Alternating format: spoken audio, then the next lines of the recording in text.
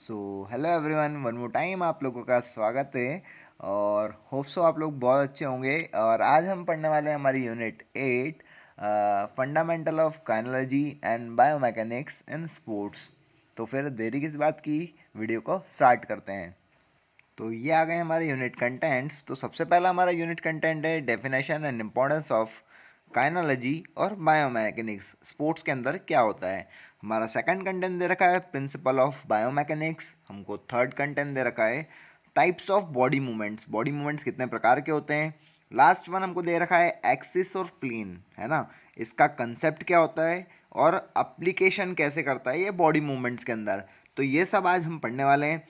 तो सबसे पहले दे रखा है हमको काइनोलॉजी। तो काइनोलॉजी की डेफिनेशन इन लोगों ने ऐसी दी है, kinology derived from Greek word kinesis and logos. Kinesis means motion and logos means to study.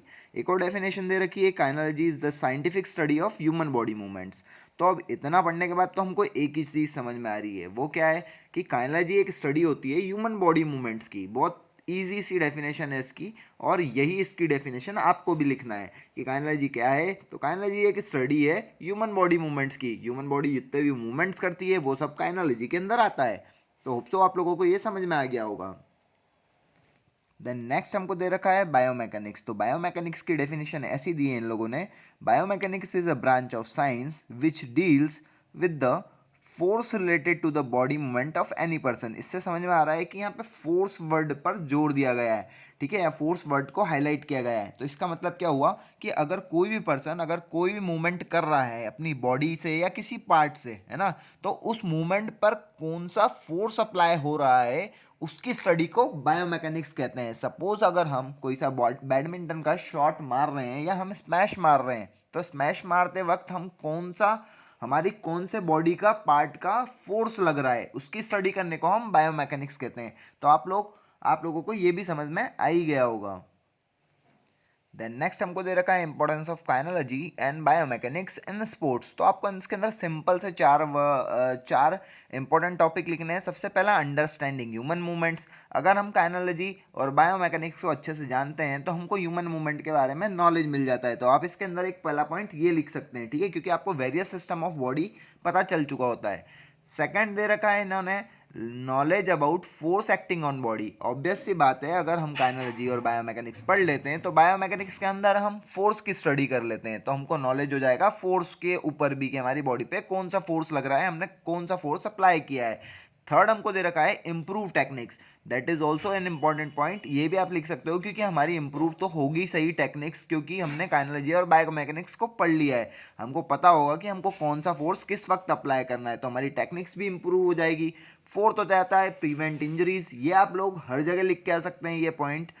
Physical education में प्रिवेंट इंजरीज इसलिए लिख सकते हो क्योंकि आपको अगर इन चीज़ों का नॉलेज है तो आपको पता होगा कि आप कोई सा भी गलत रिएक्शन नहीं कर पाएंगे, नहीं करेंगे, तो इससे आपकी इंजरीज से आप प्रिवेंट्स कर जाएंगे, ठीक है। देन नेक्स्ट हमको देख रहा है प्रिंसिपल ऑफ बायोमैकेनिक्स। तो प्रिंसिपल क्या बोलते हैं, तो प्रिंसिपल ये न्यूटन के 3 लॉ पर डिपेंड है। सबसे पहला होता है लॉ ऑफ इनर्शिया, सेकंड होता है लॉ ऑफ एक्सेलरेशन, थर्ड होता है law of action and reaction.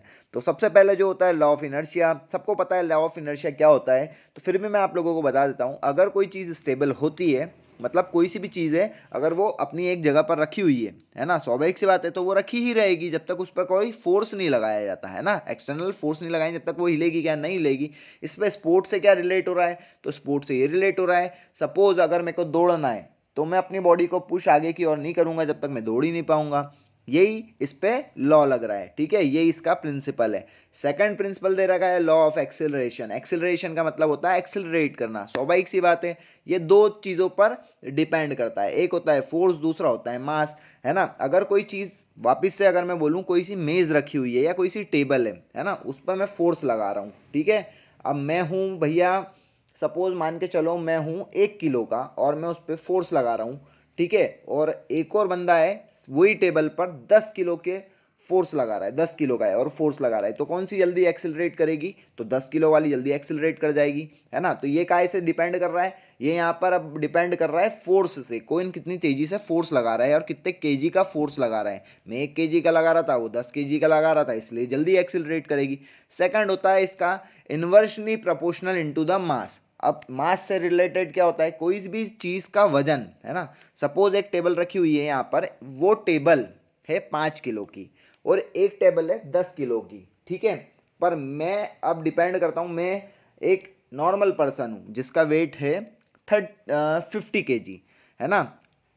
अगर मैं उस 1 किलो वाली टेबल को फोर्स लगाऊंगा, ठीक है, और फिर सेकंड में सेम एज इट इज मैं ही वापस से जाता हूँ और 10 किलो वाली टेबल को फोर्स लगाता हूँ, तो आप बताओ कौन सी जल्दी एक्सेलरेट करेगी? 1 किलो वाली जल्दी नहीं, 5 किलो वाली जल्दी एक्सेलरेट कर जाएगी ना, क्योंकि मैं तो सेम इंसान था, तो वो 5 किलो वाली जल्दी एक्सेलरेट कर जाएगी। तो यहाँ पर डिपेंड कर रहा है मास पे, क्योंकि टेबल का वजन कितना है वो डिपेंड कर रहा है, तो ये inversely proportional into the mass हो जाता है।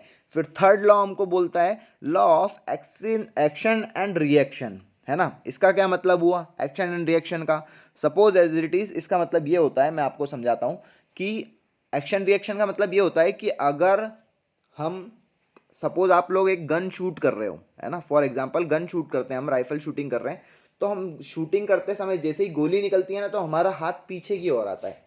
एक्शन करोगे तो रिएक्शन मिलेगा। सपोज अगर हम दीवार पर पंच कर रहे हैं, तो पंच करेंगे तो दीवार से भी हमको एक एक्सटर्नल फोर्स वापस से आएगा, ठीक है, तो वो होता है एक्शन एंड रिएक्शन। थर्ड, अब फॉर एग्जांपल अगर हम स्पोर्ट्स में रिलेट करें इस चीज़ को, तो अगर मैं ऐसा बोलूँ कि हम स्विमिंग करते हैं, है ना, तो स्विमिंग करते समय हम बॉडी को आगे खींचते हैं, किसकी वजह से? हाथ की वजह से। तो हम आगे धकेल रहे हैं पर हम हमारे हाथों को पीछे ले जा रहे हैं पानी में, ठीक है, तो आगे भी ले जा रहे हैं पीछे भी आ रहे हैं, आगे भी ले जा रहे हैं पीछे भी आ रहे हैं, तो ये क्या होता है? एक्शन एंड रिएक्शन होता है, ठीक है। तो आप लोगों को ये समझ में आ गया होगा, इसके 3 लॉ बताए गए हैं, आप लोगों को समझ में आ गया। सबसे पहला होता है लॉ ऑफ इनर्शिया, सेकंड होता है लॉ ऑफ एक्सिलरेशन, थर्ड होता है law of action and reaction. ये क्लियर हो गया आपको कंसेप्ट? ओके। देन नेक्स्ट हमको दे रखा है यहाँ पर टाइप्स ऑफ बॉडी मूवमेंट्स। तो बॉडी मूवमेंट्स की बात करें तो सबसे पहला होता है फ्लेक्शन। अब आप सोचते होगे कि यार ये बॉडी मूवमेंट्स में फ्लेक्शन क्या चीज़ होती होगी, तो आप लोगों को ये डायग्राम से थ्रू मैं समझा दूंगा। पहले ये इसकी डेफिनेशन समझ लो। फ्लेक्शन का मतलब होता है reducing angle between two joints, मतलब कोई सा भी एंगल है, अगर हम आर्म की बात कर ले तो वहाँ रिड्यूस कर लेते हैं एंगल हमारे आर्म का और शोल्डर का, रिड्यूस कर लेंगे तो वहाँ पर फ्लेक्शन की एक्टिविटी होती है। फिर एक्सटेंशन क्या होता है? Increasing angle between two joints, मतलब वहीं से अगर हम इंक्रीज कर दें उस चीज़ को, वापस से वाइड कर दें, तो वो हो जाएगा एक्सटेंशन, ठीक है। मैं एग्जाम्पल नहीं, आपको डायग्राम के थ्रू बता रहा हूँ, ठीक है, तो वो आपको ज़्यादा क्लियर हो जाएगा। ओके, तो आप ये इस पिक्चर के थ्रू समझ सकते हैं। सबसे पहले फ्लेक्शन को देखो। फ्लेक्शन में इसने क्या बता रखा है? फ्लेक्शन में इसका हाथ जो है वो है, इसका हाथ कहाँ पे? हिप की ओर है, अपने हिप की ओर रहता है। फिर यहाँ से ये अपवर्ड ऊपर की ओर ले जा रहा है। फ्लेक्शन में देखो एरो से ऊपर की ओर ले जा रहा है, तो ये ऊपर की ओर ले जा रहा है मतलब ये रिड्यूस कर रहा है एंगल को, है ना, रिड्यूस कर रहा है। वहीं एक्सटेंशन में क्या है? ये ऊपर तक लाया, वापस से ऊपर से नीचे की ओर ले जाएगा, तो ये एक्सटेंशन हो गया। मतलब जहाँ पर reducing angle between two joint होगा, मतलब दो जॉइंट के बीच में एंगल रिड्यूस हो जाएगा, वहाँ पर फ्लेक्शन हो जाएगा। एक्सटेंशन में वापस से क्या हो जाएगा? ये इंक्रीज कर देता है वापस से टू जॉइंट्स को, तो वो एक्सटेंशन हो जाएगा, ठीक है। द नेक्स्ट हमको दे रखा है अबडक्शन और अडक्शन। ये दोनों भी सिमिलर चीज़ है, ऐसे ही फ्लेक्शन की तरह, बस अब इसमें है ना लेग्स यूज होते हैं या body line imaginary line use होती है। देखो अबडक्शन की डेफिनेशन दे रखी है, moving a part away from the mid line, है ना, imaginary line of the body, है ना। तो ये आप आगे जाके एक्सिस पढ़ोगे उसमें आपको समझ में आएगा कि इमेजिनरी लाइन कौन सी होती है। एक इमेजिनरी लाइन होती है, बिल्कुल मान लो अपने मतलब ब्रेन से लेके तो नीस तक, है ना, एक इमेजिनरी लाइन स्ट्रेट खींच लो अपनी बॉडी पे, है ना। वहाँ से अगर हम कोई सी बॉडी पार्ट को अवे कर रहे हैं अपनी, मतलब अलग कर रहे हैं अपने बॉडी पार्ट को, तो वो अबडक्शन में आ जाएगा। और अडक्शन में क्या हो जाएगा? वापस से उसी लाइन पे ला रहे हो तो आप अडक्शन हो जाएगा, ठीक है। ये दोनों चीज़ आपको क्लियर हो जाएगी। आप अभी एक डायग्राम दिखा रहा हूँ, उसके थ्रू आपको पूरी क्लियर हो जाएगी, ठीक है। तो हम डायग्राम के थ्रू वापस से समझ लेते हैं इसको भी, क्या होता है अबडक्शन और अडक्शन। तो देखो ये है इसका डायग्राम। अबडक्शन का क्या है? अबडक्शन में दोनों हाथ पहले हिप की ओर रहते हैं, हिप की ओर से ये ऊपर की ओर शोल्डर तक चले जाते हैं, तो ये क्या हो गया? अबडक्शन हो गया। अडक्शन क्या हो गया? वही हाथ वापस से नीचे हिप की ओर आ जाते हैं, तो ये अडक्शन हो गया। मतलब इसमें भी क्या हुआ? आप लोगों को समझ में आया कि moving a part away from the mid line, मतलब मिड लाइन की एक इमेजिनरी लाइन मार रखी थी उसने, अबडक्शन में ऊपर चले गए वो हाथ, तो वो क्या हो गया? अबडक्शन हो गया। वापस से नीचे आ गए तो अडक्शन हो गया। ये आप लोगों को क्लियर हो गया होगा। देन नेक्स्ट हम पढ़ते हैं क्या है।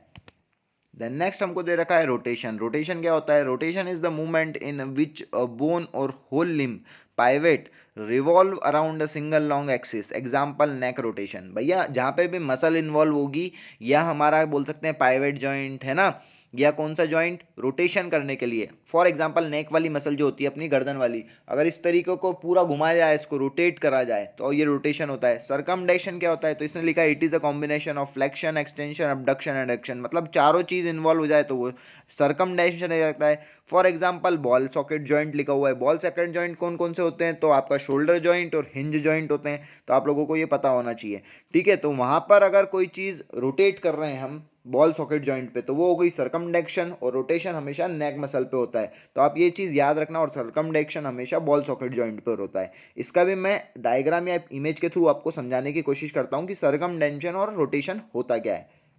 तो देखो यहाँ पर रोटेशन दे रखा है, नेक पे दे रखा है। देखो नेक को इधर राइट से लेफ्ट की ओर घुमाना, लेफ्ट से राइट की ओर घुमाना, ये क्या हो गया? रोटेशन हो गया। सरकमडेक्शन देखो कहाँ पे कर रहा है? ये शोल्डर वाली जगह पे कर रहा है। हाथ को घुमाना पूरा ऊपर से नीचे की ओर, नीचे से ऊपर की ओर, ये क्या हो गया? सरकमडेक्शन हो गया, क्योंकि सरकमडेक्शन शोल्डर पे कर रहा है और ये रोटेशन नेक पे कर रहा है। क्लियर हो गया होगा आप लोगों को। देन नेक्स्ट हमको दे रखा है प्रोनेशन और सुपिनेशन। तो प्रोनेशन क्या होता है? पाम फेस इज बैकवर्ड, मतलब जो हमारा पाम होता है, हाथ जो होती है, हथेली जो होती है, वो नीचे की ओर होगी तो प्रोनेशन हो जाएगा, ऊपर की ओर होगी तो भैया ये सुपिनेशन हो जाएगा, है ना। पाम का जो भी फेस रहेगा अपवर्ड डाउनवर्ड होगा। ये मैं डायग्राम के थ्रू आपको बताता हूँ, इमेज के थ्रू बताता हूँ, इससे आपको और ज़्यादा अच्छे से क्लियर होगा। ये देखो प्रोनेशन में क्या है? जो ये हथेली है वो नीचे की ओर है ना। और सुपिनेशन में क्या है? अपवर्ड से ऊपर की ओर है हथेली, पाम जो होती है हमारी वो ऊपर की ओर है, प्रोनेशन में नीचे की ओर है। बस ये इतना सा प्रोनेशन और सुपिनेशन होता है, यही इसके अंदर लिखना है, अपवर्ड और डाउनवर्ड। देन नेक्स्ट आ जाता है हमारा important topic concept of axis and plane, जो इस चैप्टर का मेन इंपॉर्टेंट थिंग है। देखो क्या लिख रखा है, कंसेप्ट क्या है एक्सिस का और प्लेन का। Whenever any type of movement in body, axis and plane always is there. मतलब इसका मतलब क्या होगा? जब भी बॉडी में कुछ भी मूवमेंट होता है, हमेशा वहां पर एक एक्सिस या प्लेन इन्वॉल्व होता है। ठीक है, ये क्लियर हो गया होगा आप लोगों को। अब ये सब चीज़ें आपको मैं डायग्राम के थ्रू पढ़ाऊंगा। सबसे पहले पढ़ते हैं प्लेन क्या होता है। Plane is an imaginary surface through which movement take place. ठीक है, इसका मतलब क्या है? प्लेन एक बॉडी की एक इमेजिनरी सरफेस है जो हम बनाते हैं, जहाँ से हम मूवमेंट करेंगे तो हम हमारे दिमाग में बना लेंगे हमने यहाँ से एक इमेजिनरी सरफेस मान ली है और यहाँ से हमने मूवमेंट किया, ये होता है प्लेन। देन याद रखना कि टाइप्स ऑफ प्लेन्स भी होते हैं। तो टाइप्स ऑफ प्लेन में कौन कौन से होते हैं? सबसे पहला होता है सेगिडियल प्लेन, फिर होता है फ्रंटल प्लेन, थर्ड होता है ट्रांसवर्स प्लेन। तो सेगिडियल प्लेन में क्या होता है? ये बॉडी को हमेशा राइट से लेफ्ट लेफ्ट हाफ में डिवाइड करता है। देखो आपको ये लाइन दिख रही होगी, राइट से लेफ्ट हाफ में डिवाइड कर रही है, ये सेगिडियल प्लेन है। ठीक है, फिर सेकंड दे रखा है फ्रंटल प्लेन। फ्रंटल प्लेन में क्या होता है? फ्रंट एंड बैक हाफ में डिवाइड करती है। यहाँ पर क्या दे रखा है फ्रंटल प्लेन में? देखो आप, है ना, फ्रंटल प्लेन में क्या दे रखा है? Divide into anterior and posterior position. ठीक है ना, फ्रंटल प्लेन में। फिर थर्ड दे रखा है ट्रांसवर्स प्लेन। ट्रांसवर्स प्लेन क्या होता है? ये हमारी बॉडी को अपर और लोअर हाफ में डिवाइड कर देती है बॉडी, है ना। ये देखा transverse plane, divide into superior and interior position. ये भी आप लोगों को क्लियर हो गए होंगे। ये तीन प्रकार के प्लेन बताए गए हैं हमारी बॉडी के अंदर। ठीक है, देन नेक्स्ट हमको दे रखा है एक्सिस। एक्सिस क्या होता है भला? तो axis is an imaginary straight line around which an object part of human body rotates. अब देखो, जैसे प्लेन एक इमेजिनरी सरफेस होती है, वैसे ही एक्सिस एक इमेजिनरी स्ट्रेट लाइन बना लो अपनी बॉडी के अंदर। ये देखो इसमें आपको डायग्राम में भी दिख रही होगी, एक स्ट्रेट लाइन ब्लैक कलर से ड्रॉ कर रखी है ना। अगर यहाँ से हम बॉडी को टर्न कर रहे हैं, रोटेट कर रहे हैं, तो वो एक्सिस कौन सा लगेगा वो डिपेंड करता है। ठीक है, ये सब है ना बायोमैकेनिक्स की चीज़ें हैं या काइनोलॉजी की चीज़ें। जब हम फोर्स लगाते हैं या बायोमैकेनिक्स में कोई सी चीज़ करते हैं, बॉडी मूव करते हैं, वहाँ पर ये सब चीज़ें काम आती है और हमको पता होता है कि हमने कौन सा वाला एक्सिस यूज़ करा या कौन सा वाला प्लेन यूज़ करा।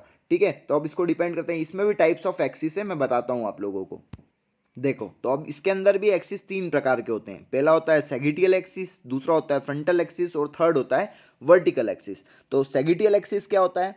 जो कि अब इसमें याद रखना, उसके अंदर क्या होता था? राइट से हाफ लेफ्ट हाफ में डिवाइड करते थे अपन प्लेन के अंदर, पर सेगिटियल एक्सिस के अंदर फ्रंट और बैक पार्ट में डिवाइड कर देते हैं, तो यहाँ पर सेगिटियल एक्सिस बन जाता है। ठीक है, और फ्रंटल एक्सिस में क्या होता है?